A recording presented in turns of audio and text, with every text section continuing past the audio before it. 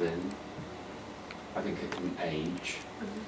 And also it just looks slightly kind of dated now, doesn't it, to do everything on a face. I think makeup should be much looser. And I actually love using sometimes a pale metallic near the eye and also on the inner corners or underneath. It brings light. Does that go with every eye color?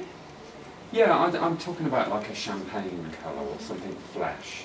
But something with a little metallic where you just maybe do a little stroke, which brings light into the eyes. Because I think that is a big movement now in makeup, is actually bringing light to the eye rather than being smoky. So I presume with that actress, that's kind of where she was going. I guess, yeah. It was the idea of playing with a little bit of... And apparently it was typical from France, and we were... Champagne and gold. I think it's probably where fashion's obsession with the sun, a bit of a hair retention. Oh, I didn't notice these things. Well, I don't know if they are, but, you know. Yeah, the tan is quite...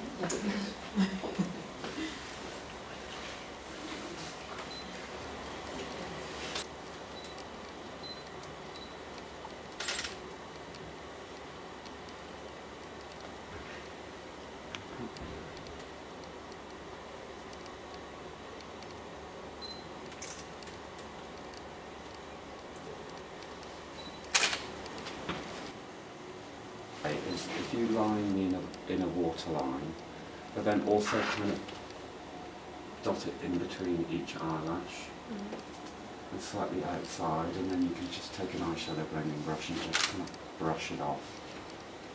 But nothing stays on the waterline. Well, what you can actually do though is maybe put a little bit of powder on it. Oh, what? In the waterline? Oh yeah, but that's like lip gloss. It should be a modern version. The very lashy 60s trying to be called modernist, as in mod-anist, like the 60s mod, you know, all lash, quite Bambi-ish eyes. You know, return of a very bottom mascaraed eyelash as well as top. So the eye's doughy, quite Bambi. Tough love. There's a lot of the idea of tough beauty, almost in that kind of Stevie Nicks, Fleetwood Mac way, you know, a little bit based on a kind of new kind of gothic, and a sort of punkiness, but not punk, you know, it's the idea of kind of being influenced by, you know, music periods.